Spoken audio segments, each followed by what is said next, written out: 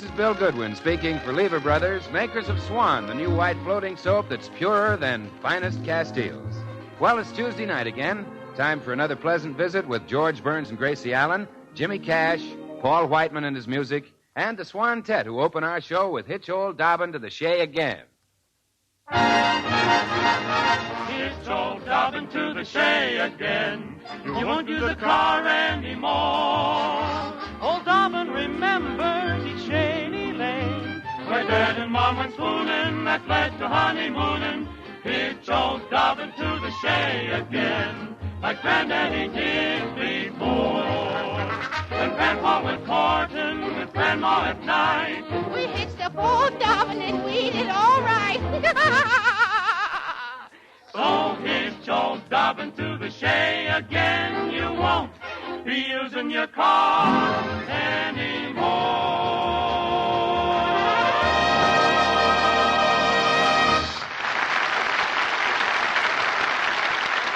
And now, meet the people who live in the Burns house. George and Gracie, here they are.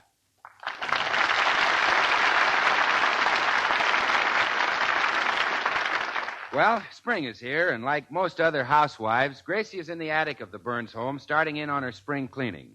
However, most other housewives would consider the feather duster she's using quite unusual, to say the least. Now, do you get the idea, Herman? Uh-huh. All right.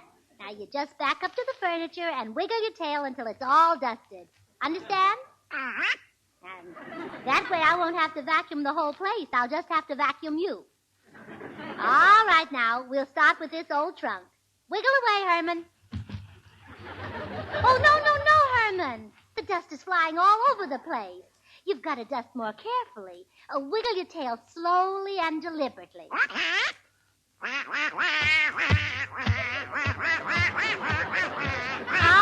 Herman, that's enough. That's fine. Herman, you can stop now. It's all dusted. Herman, burn! Oh, you like to do that, huh? Stop it. It isn't dignified. How do you think Mama would look doing a thing like that? Herman, I think you've been seeing entirely too many Dorothy L'Amour pictures. How are you getting on, dear? Oh, fine, George. Herman, you may go to your room now. Go on, Herman.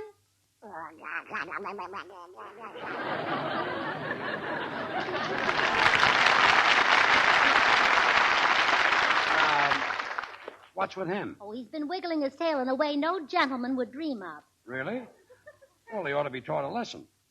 Let's eat him. Oh, George. You shouldn't say that. Our little duck has been working his feathers to the bone. Oh, sure. Well, now that you're here, you can help me clean out this trunk. Gee, look at all this junk. What is it anyhow? Treasures from the garden of memory. Well, maybe we could weed the garden a little. Look, here's a big china doll. One you had when you were a kid, huh? No, that belonged to my brother Willie. Your brother Willie played with dolls? Oh, he wasn't a sissy, just bashful. He was afraid he wouldn't know what to do on a date with a girl, so he got a doll to practice with. Did it help him? No, not very much. On his first date with a girl, he turned her upside down to make her say mama.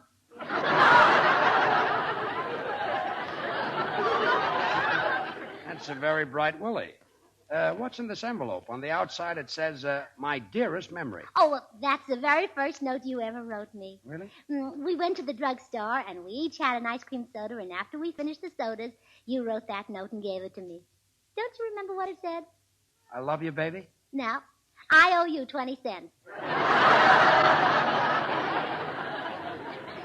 I really had the gift of expression in those days. Oh, George, Gracie, where are you? In the attic, Bill. Come on up. Okay.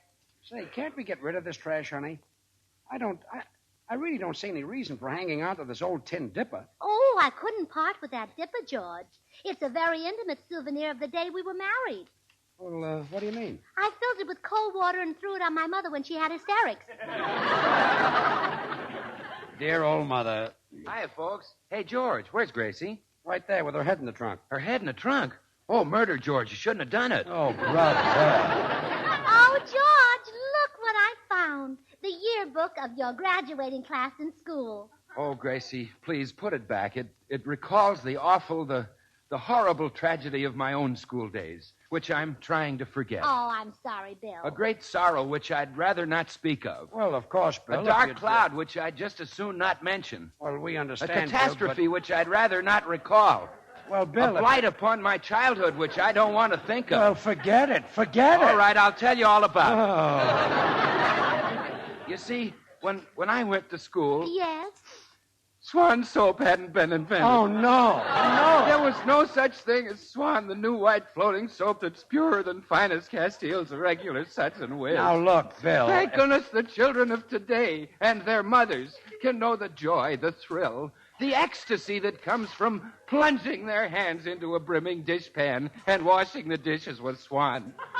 Oh, and to know that those Swan suds are so mild that they actually help protect your hands. Help keep them soft and lovely. That's why you should use Swan for every soap and water job around the house. Bill, you don't No have more to tell squabbles, no more quarrels among the children over their favorite soap, because Swan breaks in two with an easy twist of the wrist. Bill, you don't So that have- baby sister can toddle off to the kitchen with half for dishes and cleaning, and baby brother can toddle off to the bathroom with the other half for hands and face, shower, or tub. Well, I'm going to toddle off myself. Gracie, call me when the bubbles have cleared away. Oh, wait, George. Don't you want to see your class picture? Show it to Bill. Yeah, let's see it, Gracie. Which one is George? Oh, Bill, it's easy to find. Just pick out the handsome, most intelligent-looking boy in the picture. Well, let's see. I'd say this kid right here. Correct. And that's George right in back of him.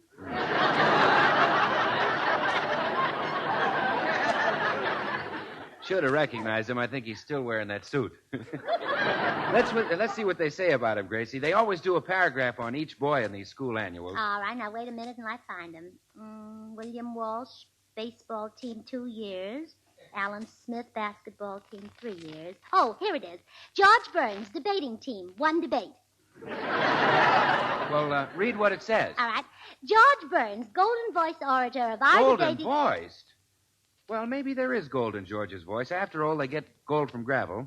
Go ahead, Gracie. George Burns, golden voice orator of our debating team, will undoubtedly become one of our finest lawyers after graduation. Lawyer? George, a lawyer? Oh, they really missed the boat with that prophecy. Yes, they certainly... Hey, wait a minute.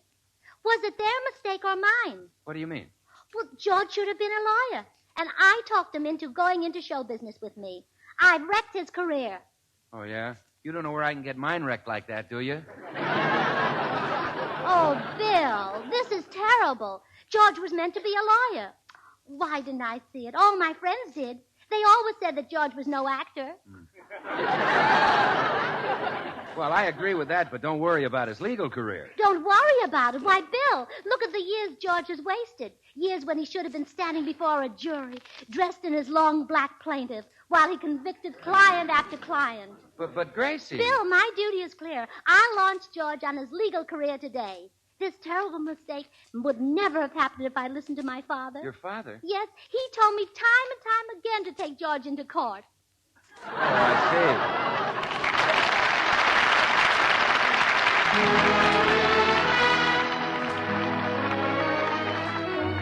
This is Paul Whiten. Here's a real winner. There's a harbor of dreamboats.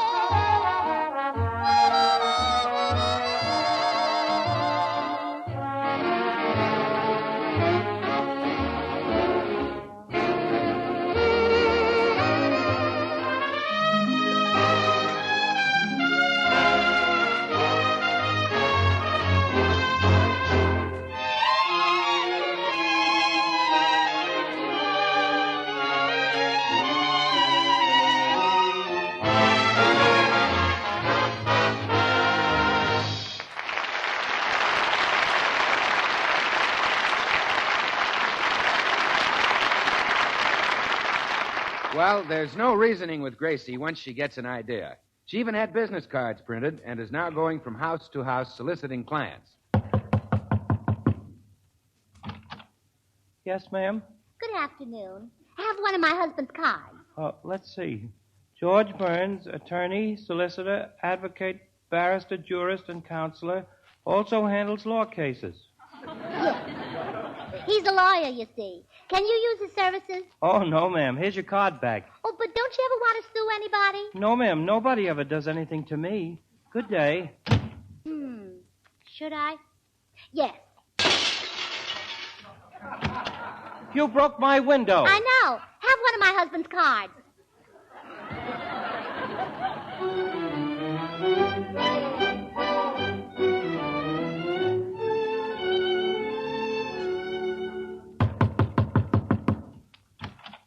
Yes? How do you do? Are you married? Yes? Would you like a divorce? No, I'm very happy. Oh, what a shame. Does your wife ever make you warm her side of the bed and then push you over on the cold side? Well, yes. Have one of my husband's cards. But really, I don't want a divorce. What is it, honey? Who are you talking to? Oh, this lady's husband's a lawyer, and she's trying to sell us a divorce to get him some business. Say, there's something screwy about this. Oh, what do you mean, baby? Well, people don't go from door to door peddling divorces. I've got a hunch your mother sent her here. Are you crazy? She wouldn't do a thing like that. Oh, no? That old biddy never did think I was good enough for you. Now, hold on, baby. You can't call my mother an old biddy. Yeah, hold on, baby. Don't get tough, honey. I'll say what I please. You don't get tough, honey. Why, you're not half the lady my mother is. Not even a quarter. Why, I'm worth 10 of her. 20 of her. Says you. Says him. Says me. Says her. Says you. Says me. Says both of you. You can pack up and get out of here. That suits me fine. My, isn't it lucky I happen to have my husband's cards with me? Here's one for you, baby, and one for you, honey.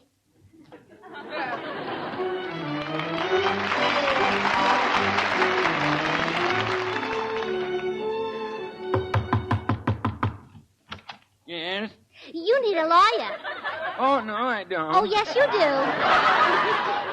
There's a police summons on your car. It's parked in front of a fire plug. Oh, no, it isn't. I ought to know. I parked it there. What? Have one of my husband's cards.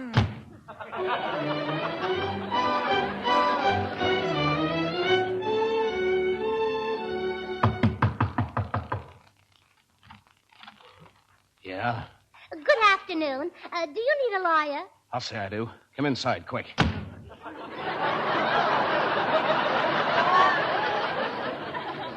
I can't leave that door open long, sister. I don't want the bulls in here. Oh, are you a cattleman? Now quit wisecracking. Louis sure took his time sending you. Been waiting 3 hours. Where's the mouthpiece? The mouthpiece? You heard me. Why, well, there it is, right on the telephone.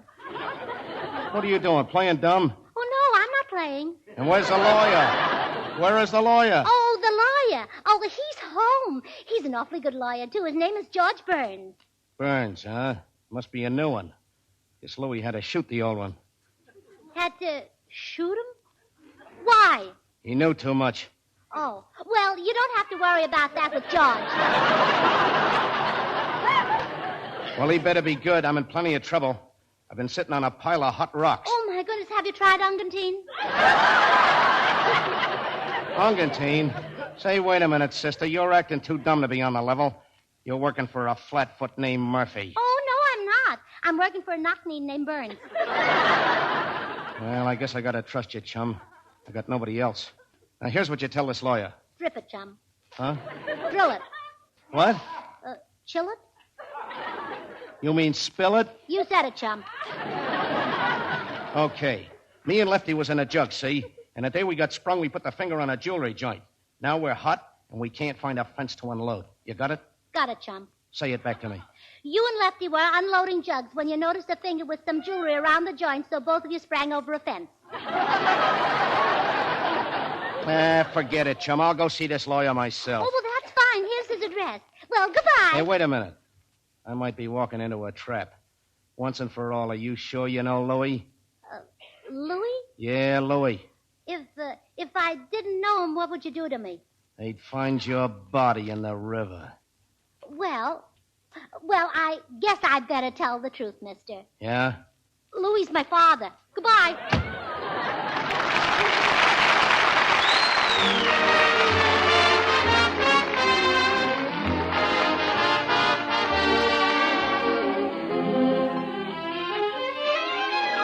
And now Jimmy Cash singing, I Never Mention Your Name.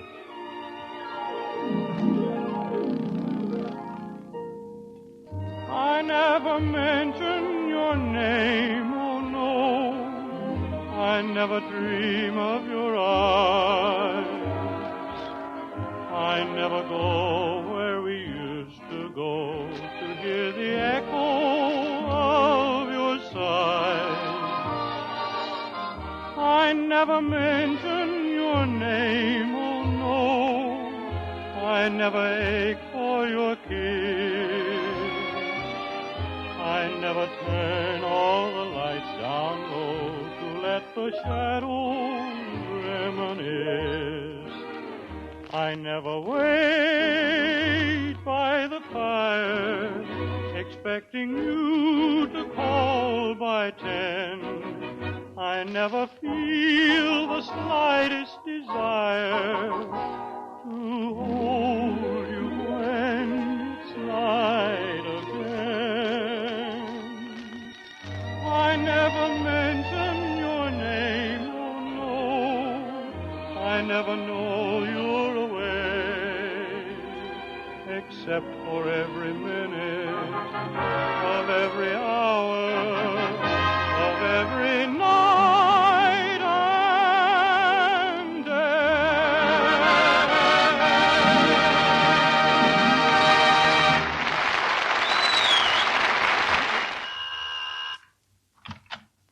Yes? Your name Burns? Yes. Louis sent me. Louis? You mean Louis the butcher? That's a very good name for him. Louis the Butcher. Louis, you get a kick out of that. Yeah. Butchers are getting easier to please. Yeah. Hey, listen, chum. Louis and me got some stuff to unload, and I think you can help us. I like your looks, Burns. You do? Yeah, you look like you'd stoop to anything. Now, just a minute. You tell Louis he can keep his black market meat. Meat? I ain't got nothing that valuable. Just diamonds and rubies. Aren't you from Louis's meat market? Are you kidding? I'm from Louis the Weasel. Louis the Weasel? You mean the gangster? Yeah. Louis's daughter sent me to see you. But I don't know Louis's daughter. I've never... Oh, no? There's a picture on the piano. That's my wife. Wife? And your father-in-law must be the Weasel. The description fits my mother-in-law better. Now stop stalling. Now, look here. Oh, hello, dear. Oh, I'm glad you two got together. Gracie, who is this man? What's going on? Well, your legal career has started, George. This man is a client. You're supposed to lift his bail or tote his barge or something. Now, wait a minute. I can't help him. I'm no lawyer. Why, George Burns, you are, too. Look, will you two make up your minds? The DA is waiting to pin a rep on me. Well, you run along and have your fitting and come back later. Goodbye, screwballs. That's the trouble with being a crook. You have to meet the public. Gracie, Yes, dear? will you explain to me why I've suddenly become a lawyer? Well, it said so in your high school yearbook. In the class prophecy, it said that you would undoubtedly become a brilliant attorney. Gracie, I'm doing all right. I don't want to be a lawyer. But think of the money you'd make. Those big lawyers can charge anything. Look at Charles Evans Hughes and Francis Biddle. And look at Felix Frankfurter. Why, Frankfurter's in such demand that he had to be rationed.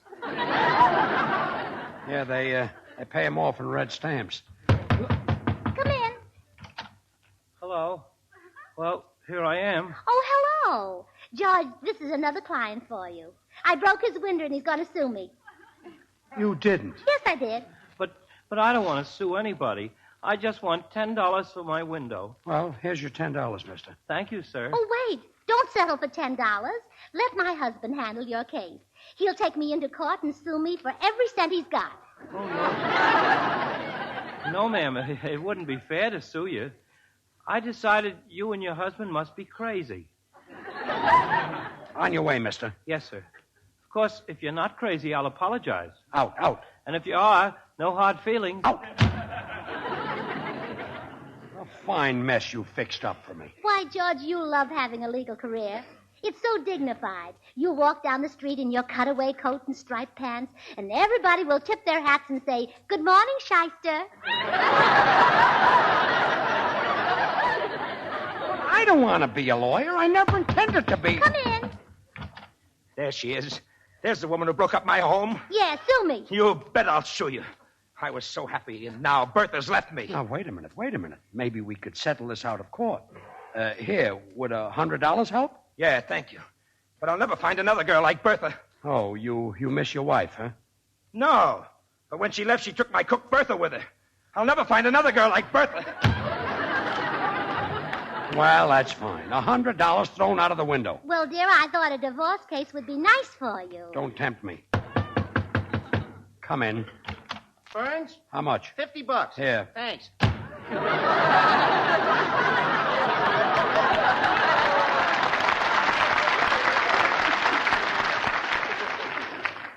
Well? I don't remember what I did to him. Oh. Say, George. How much? Oh, it's you, Bill. Yes. Oh, boy, am I in the clouds. Guess who I just saw walking down your street? Claudette Colber. Really, Bill? How was she dressed? Oh, never mind, Gracie. I want to talk to you in the library Oh, right for now. heaven's sake, George. Let me tell your wife how Claudette Colber was dressed. Women are interested in those things. Yes. Well, she had on a cute little hat with shoes to match. My goodness, she'll freeze. Oh, well, Gracie, that isn't all. She had on a beautiful gladiolus-colored dress. Her spring coat was a sort of a gladiolus shade, and she was carrying a bag of gladiolus-colored leather. But, Bill, gladiolus are all kinds of colors. How can I tell what Claudette Colbert looked like? Well, just send for the Swan Rainbow assortment of gladiolus bulbs, and when they come, you'll practically have Claudette Colbert in your backyard. Oh, no.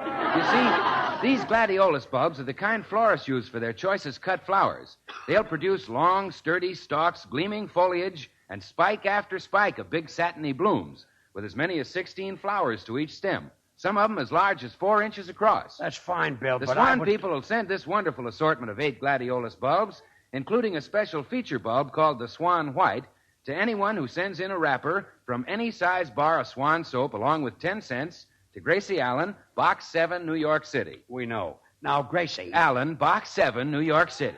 Bill. Oh, here comes another one of Gracie's victims. Get rid of her, Bill. Okay. And you come with me, Gracie. We've got some talking to do. Why, Claudette Colbert.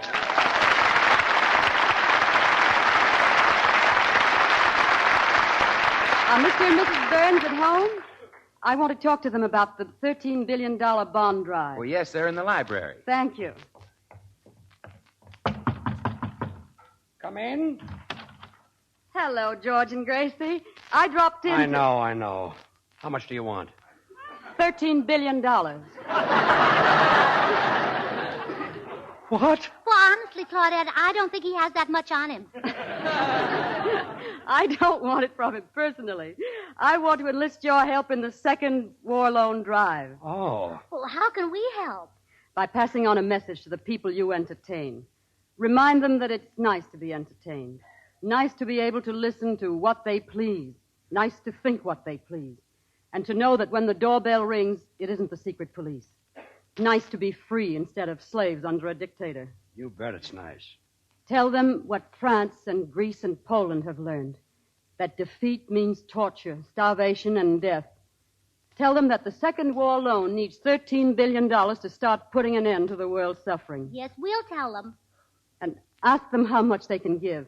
Don't say, give till it hurts, because it hurts no one to invest in their future happiness and the future happiness of their children.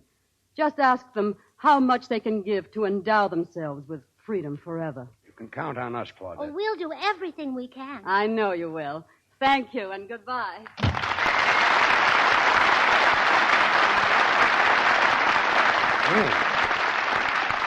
$13 billion. Well, that's a lot of money, but The American people will lay it right on the line. Of course they will. And you'll be able to make a big contribution when your lawyer's fees start coming in. Look, will you stop with the silly talk? I am no lawyer. Why, George Burns, you are too. I am not. You are. I'm not. You are.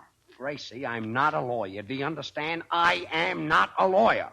Well, that only leaves me one thing to say. What? You are too. Oh. Do you realize what you've done to me? This has cost me a fortune. Oh, I'm sorry, dear. Well, you ought to be.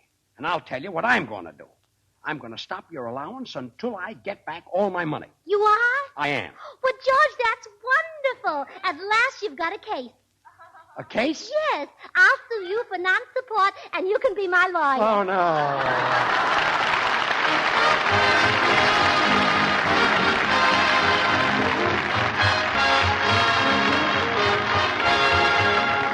George and Gracie will be right back. Meanwhile, lots of families are finding that under wartime restrictions, life has to be a lot simpler. Well, one of the things that helps is Swan soap. Swan does every soap and water job.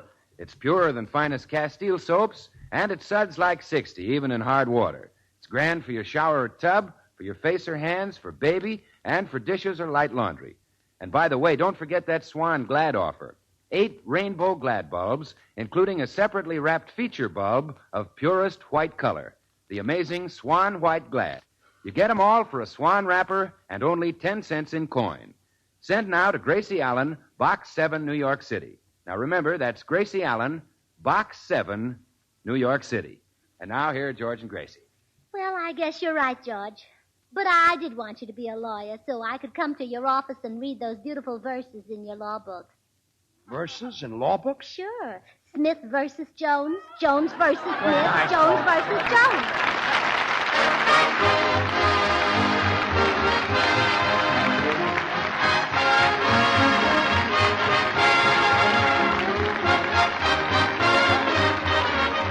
The makers of Swan, the new white floating soap, join George and Gracie in inviting you to tune in to your CBS station again next week, same time.